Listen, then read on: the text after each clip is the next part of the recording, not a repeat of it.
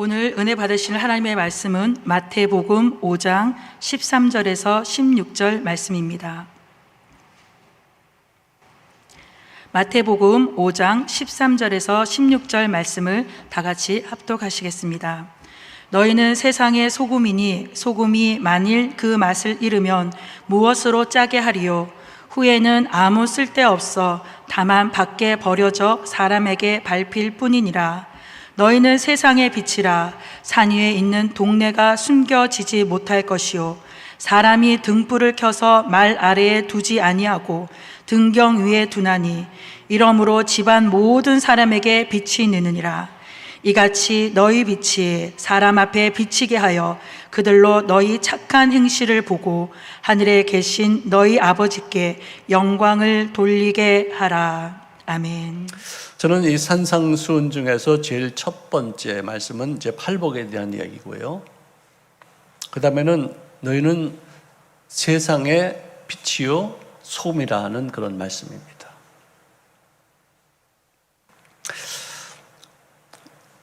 우리는 교회를 가르치는 모임이라고 말합니다. 또 교회에서 이루어지는 많은 교육들이 끊임없이 반복적으로 지속되어지고 있다는 것을 알 수 있어요. 교육이란 무엇이냐? 인간은 교육의 산물이에요. 인간답게 살게 하는 하나의 도구가 교육이에요. 인간이 늑대 속에서 살면은 늑대같이 인생을 살고요. 개들과 더불어 함께 살면 개 같은 인생을 살 수 있을 것밖에 없어요. 교육에는 이 그림으로 또는 드라마를 통해서 우리들의 생활 속에 적용하기 쉽게 하는 그런 교육도 있습니다. 우리 주일학교 우리 주일종들께서 스튜디오를 만들고서 거기서 이루어지는 여러 가지 드라마, 찬송, 율동 참 재미있고 특이하고 다른 교회에서 시도하지 아니하는 뭔가 좀 새로운 모습을 갖추고 가는 그런 몸부림이 있음을 저희들이 깨닫게 됩니다. 자, 이렇게 그림이나 드라마로 또는 화면으로 하는 그런 교육도 중요하겠지만 실물 교육이 더 중요할 것이 아닌가. 만져볼 수 있고 느낄 수 있는 실물 교육. 고슴도치가 얼마나 따가운지 한번 찔려부터 보는 것. 굉장히 재미있죠. 우리는 어렸을 때 자연 속에 많이 지냈었기 때문에 거물이한테도 물려보고 고슴도치도 만져보고 살쾡이도 만져보고 그 다음에 그 뭐라 그러지 그 오소리 또 그 새끼도 뭐 우리가 산속에서 잡아서 만져본 적도 있어요. 굉장히 이해하기가 쉽죠. 쉽게 생활 속에 적용할 수도 있습니다. 자, 이론과 학문적이고 그리고 철학적인 그런 교육보다는 더 중요한 것은 뭐냐? 설화 또는 우화나 비유로 단순하게 가르치는 그런 교육도 굉장히 효과가 많습니다. 근데 무엇보다도 가장 큰 교육은 이론적인 언어로 가르치는 것보다도 내 행동으로 본을 보이는 것보다도 더 중요한 것은 뭐냐? 삶으로 나의 가르침을 보여주는 것. 예수님은 우리에게 말씀하시고 나서 그것을 당신 스스로가 행하지 아니하는 것이 아무것도 없어요. 남을 섬기라고서는 당신은 제자들 발을 씻겼어요. 하늘의 미랄이 땅에 떨어져 죽어라고서는 당신이 십자가에서 못 박혀 죽임을 당했어요. 그러면 끝났죠 뭐. 더 이상 뭐 말할 게 어디 있어요. 그의 가르치심은 분명한 신관을 바탕으로 해서 새로운 영적인 해석을 우리 마음속에 심어주셨어요. 늘 기억나게 만드셨어요. 나는 예수 믿고 나서 가장 큰 충격적으로 받아들인 그런 말씀 중에 하나가 마태복음 6장 26절에 공중에 있는 새를 보고 들에 핀 백합화를 보라.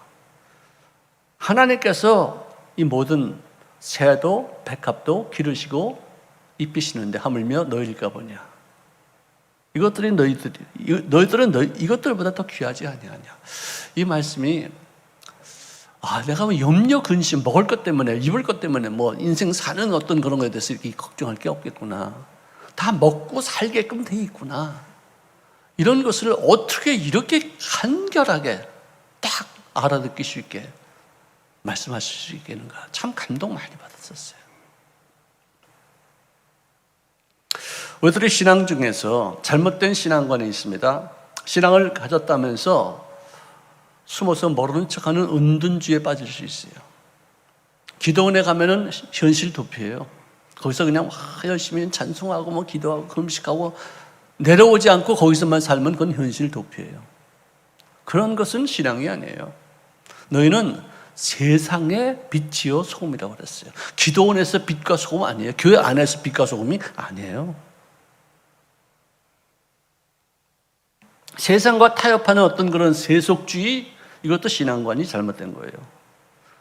또 문제가 많아서 신앙생활을 할 수 없습니다 하면서 현실을 도피하는, 마치 시편 55편 6절 이하에 보니까 만일 나에게 비둘기같이 날개가 있다면 날아가서 편히 쉬리로다. 내가 멀리 날아가서 광야에 머무르리로다. 여러분들, 비둘기 같은 날개가 있으면 얼마나 자유롭게 마음껏 돌아다니면서 공중에서 어느 곳든지 갈 수 있는 어떤 그런 놀라운 일들이 있는데, 이 사람은 비둘기 날개가 있으면 광야에 숨어서 거기서 은둔하리로다. 거기 가서 이 세상을 다 떨쳐버리고 현실을 도피하고 은둔 생활하겠다. 이런 다윗이 얼마나 힘들었으면 그렇게 말을 했겠습니까마는 이건 우리가 따라갈 일이 아니죠. 우리에게 주어진 다양한 직분이 있습니다.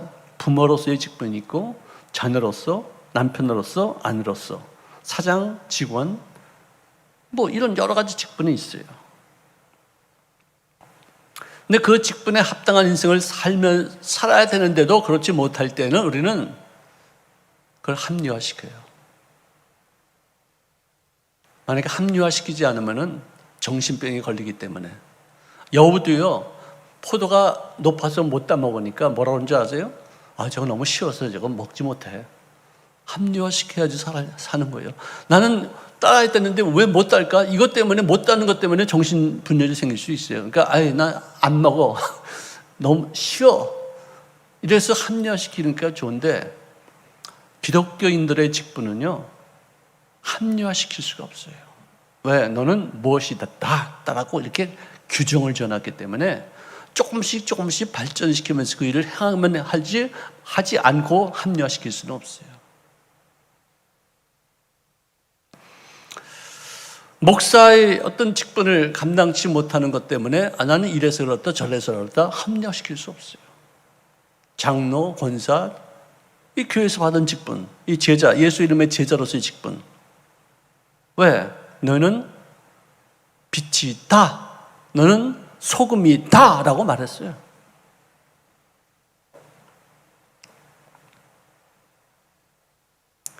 우리의 직분은 되어져 가는 것이 아니라 이미 되어진 상태예요. 단 사람의 등불을 켜서 말 아래 두지 않고 등경 위에 두나니 이러므로 집안 모든 사람들에게 빛이 나니라.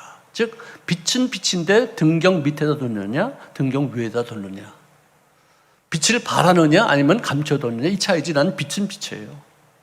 여러분들이 지금 빛을 비치지 않는 것은 빛이 아니기 때문이 아니라 감춰있기 때문에, 저 발밑에 두기 때문에, 어두운 데 두기 때문에, 나타내지 않기 때문에.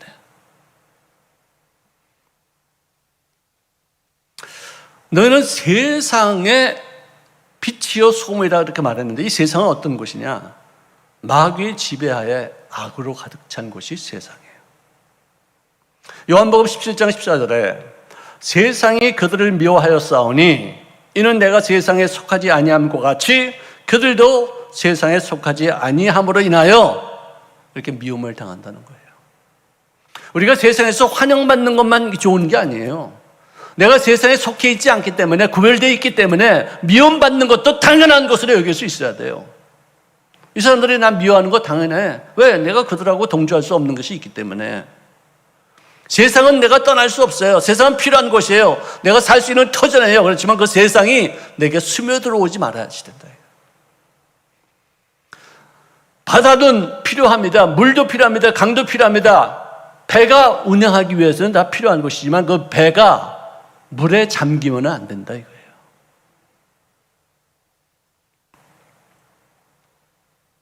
세상은 어느 곳이냐? 우리를 그곳에 보내셨어요. 이곳은, 이 세상은 어둡고 부패하기 때문에 예수 믿는 사람들이 빛과 소금으로 살아야 될 곳이라는 것이에요. 요한복음 17장 21절에 아버지여, 아버지께서 내 안에, 내가 아버지 안에 있는 것 같이 그들도 다 하나가 되어 우리 안에 있게 하사 세상으로 아버지께서 나를 보내시는 것을 믿게 하옵소서. 나도 하나님의 택하셔서 예수 믿는 사람으로 만들어 놓으셨다는 사실을 세상에 나를 통해서 볼 수 있게 하시옵소서. 그거예요. 우리는 너무나도 내 이기적으로 살았어요. 너무나도 내 중심적으로 신앙생활을 했었어요. 너무나도 나에게 좋은 일이 있으면 할렐루야하고 나쁜 일이 있으면 이럴 수가 있습니까? 하나님 따졌어요. 하나님의 뜻이 어디 있는지를 우리가 깨닫지 못하는 경우가 많이 있었어요. 남이 변화되기만 기뻐했지 나는 변화되기를 싫어했었어요. 자식이 변화되기만 원했지 내가 부모로서 어떤 모습을 갖추어야 된다는 것인지 모르고 있었어요.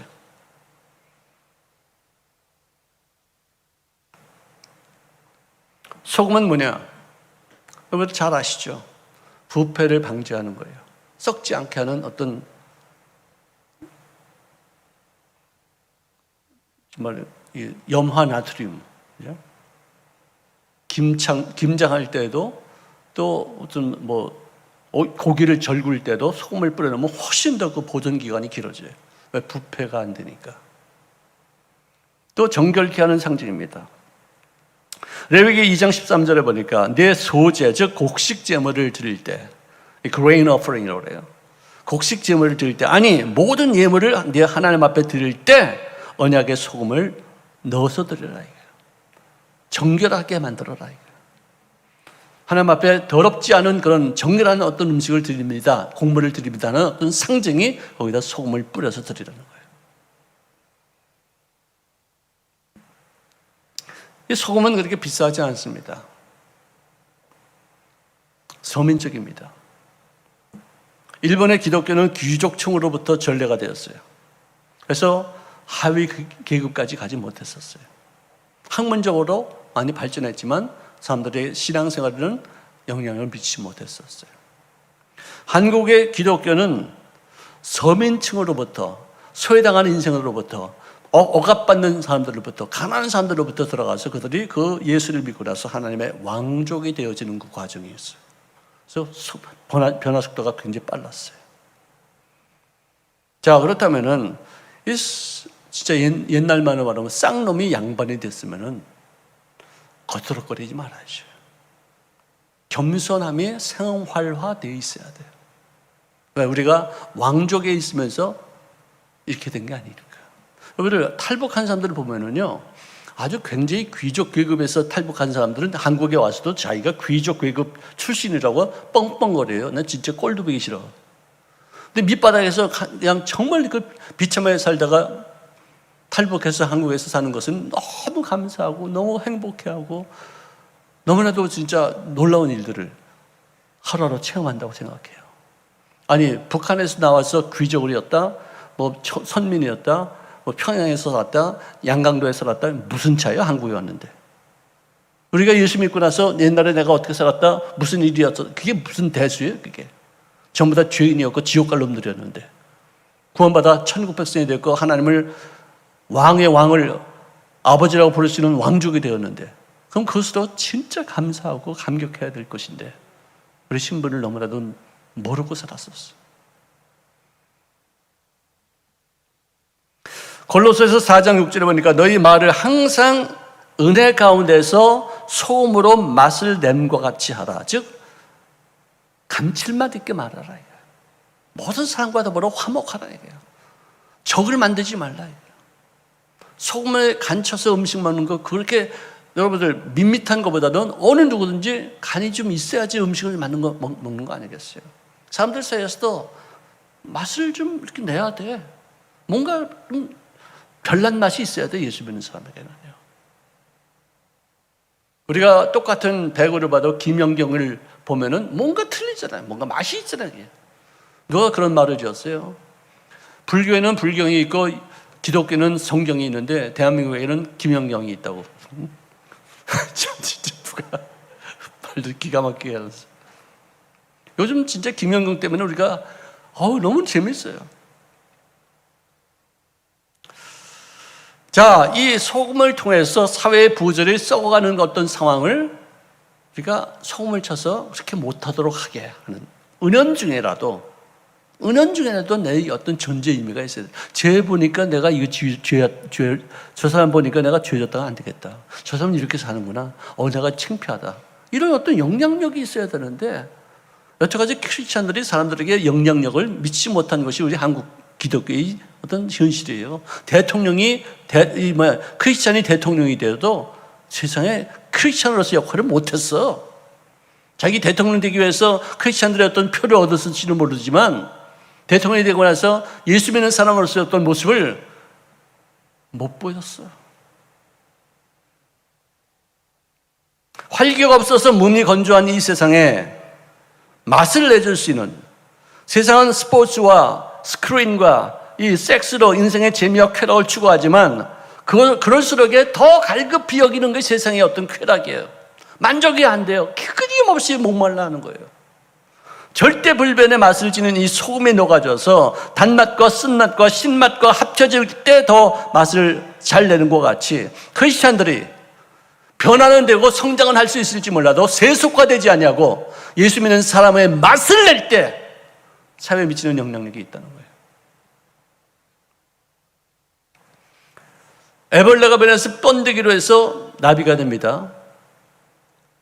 엄청난 변화예요. 그런데 다시 나비가 번데기가 돼서 애벌레가 되는 그런 세속화는 있을 수 없다는 얘기예요. 어떻게 나비가 번데기가 돼서 다시 애벌레가 돼가지고 이파리나 갉아먹는 이런 꿈을 꾸는 벌레가 될 수 있느냐 이거예요. 우리는 이제 나비가 됐어요. 날아다니는 거예요. 꿀을 빠는 인생이에요. 아름다워요. 세속화되고 있어. 그럼 애벌레로 다시 돌아가는 거예요. 천국을 소유한 후에야 삶의 참 의미가 무엇이며 진정한 기쁨이었던 것이며 내 마음속에 이 평화와 담대함이 어떻게 이렇게 생길 수 있겠는가. 인생의 맛이 쫄깃쫄깃한 거예요. 예수 믿기 전에 인생에 무슨 맛이 있었어요? 예수 믿고 나서야 진짜 감사할 일이 많고 은혜스럽고 모든 만물이 하나님에 의해서 창조됐고 하나도 불편한 것이 없으며 내 생활 속에 한순간순간도 하나님의 숨결이 나와 함께하고 있다는 사실을 인해서 그냥 황홀에 취해 있는 거 아니겠어요?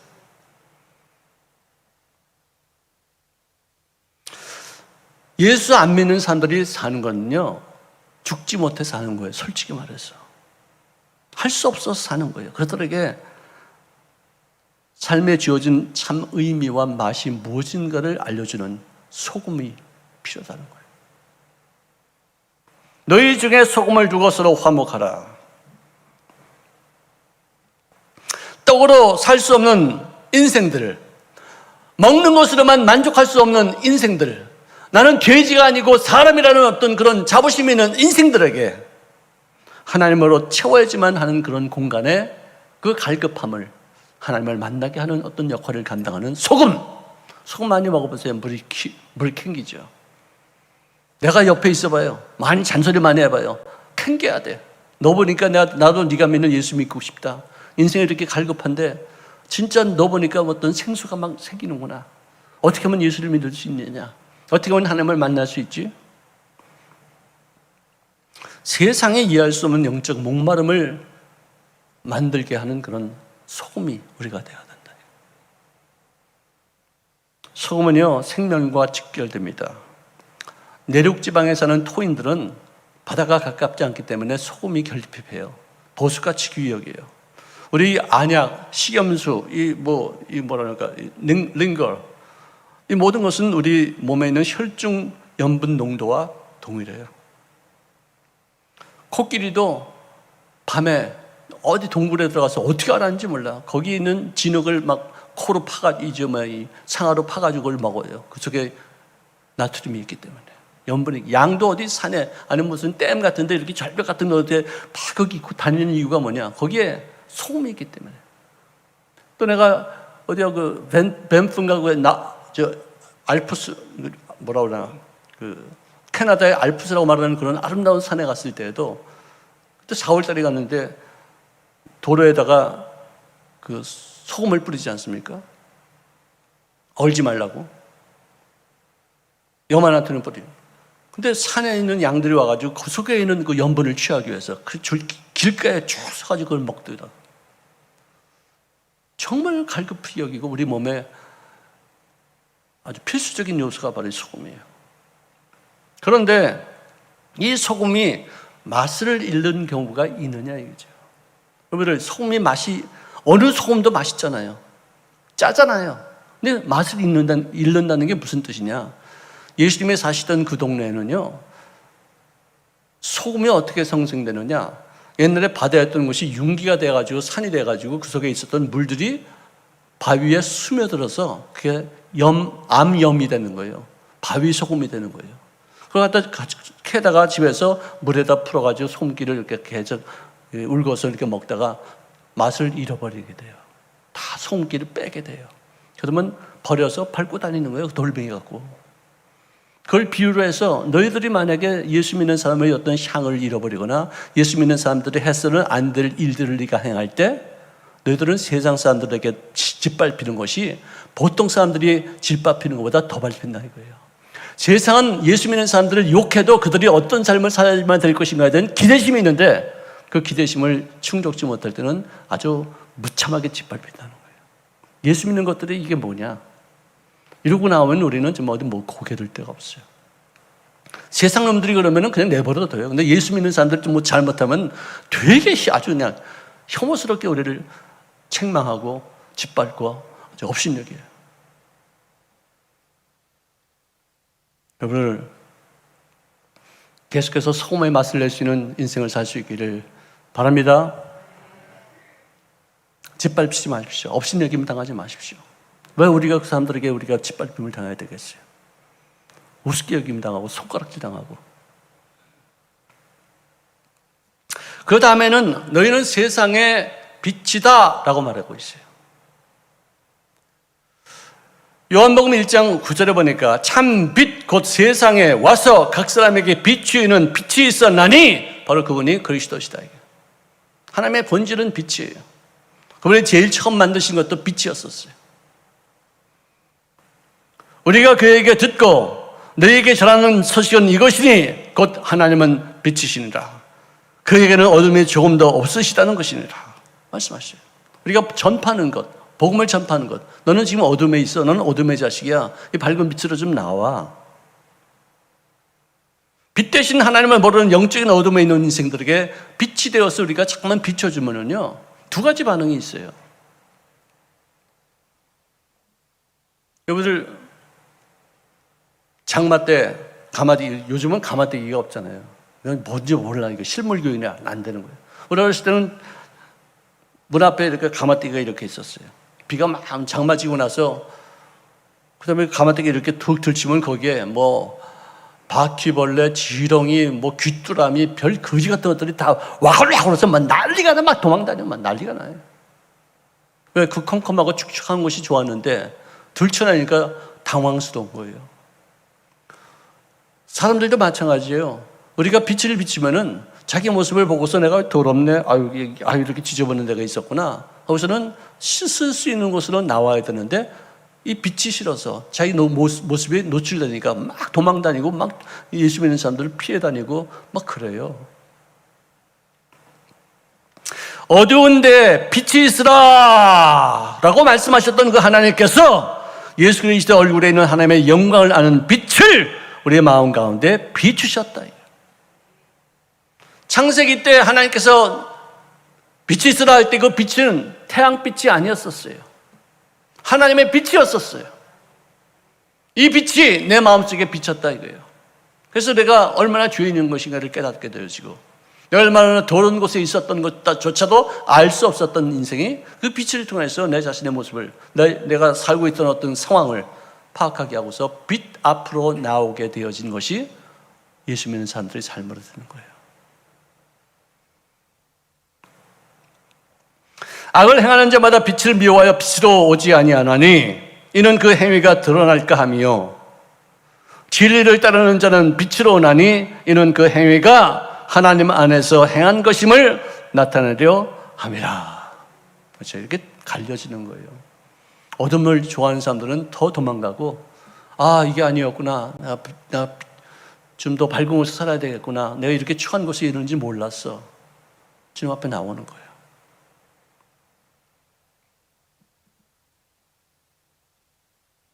빛은 어둠에 비추면은 그 빛의 존재가 딱 드러납니다. 빛이 있는 곳에 어떤 방향을 설정할 수 있어요. 인도할 수 있어요. 사례를 분별할 수 있게 되어져요. 여러분, 한 맹인이 등불을 들고 이렇게 다니더래요. 아니, 맹인은 눈이 보이지 않는데 무슨 등불을 켜고 다니느냐? 그래서 물었더니 나는 맹인이기 때문에 못 보지만 등불이라도 켜지 않으면 남들이 나를 못 보고 부딪힐 거 아닙니까? 그러니까 나는 맹인이기 때문에 사람들 좀 비켜주십시오. 내가 불 들고 갑니다. 이 역할을 하기 위해서 들고 가는 것이라는 거예요. 나의 삶을 보고서 남들이 죄를 짓지 못하게 하는 어떤 그런 행위도 아주 포함되는 거 아니겠어요? 나는 빛으로 세상에 왔나니 무릇 나를 믿는 자는 어둠에 거하지 아니할 수 있도록 내가 빛으로 왔다. 여러분들 보세요. 에베소서 5장 8절에 보니까 우리 과거는 어둠이었대요. 그런데 이제는 주님 안에서 빛이래요. 빛의 자녀들처럼 행하라.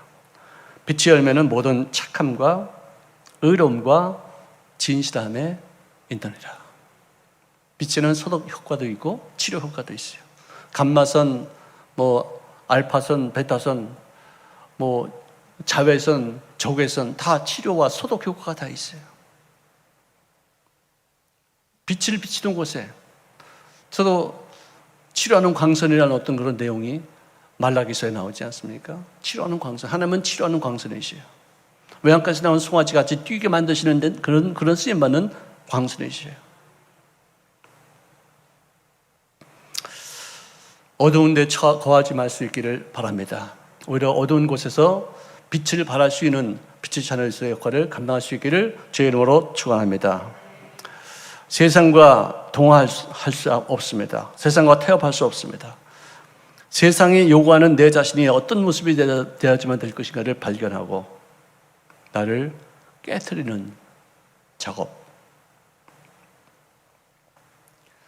나를 내 마음의 교만과 내 주장과 아집을 깨트려버리고 하나님께 영광이 되게 하는 그런 삶의 목적을 세울 수 있어야죠. 가시밭에 백합화 예수 향기. 가시밭에 있는 백합화는 바람 불 때마다 찔려요. 찔릴수록 그 향을 더 높일 수 있는 거예요. 알사탕도요, 아다닥 깨트려서 먹어야지 더 달아요. 그냥 입에다 물고 있으면 오래는 갈지 몰라도 달기가 좀 덜하죠. 깨져야 돼요. 예수 믿는 사람들이 항상 자기 주장만 할 게 아니라 남을 포용할 수 있을 만큼의 그런 넓은 깨진 마음, 어떤 일에도 하나님의 인도하심에 순응할 수 있는 어떤 그런 깨진 마음, 이것이 여러분들 소금도 녹아야 되죠. 빛도 자기를 태워야지 돼요. 이게 우리 직분이에요. 우리 본질이에요. 주장하지 마세요.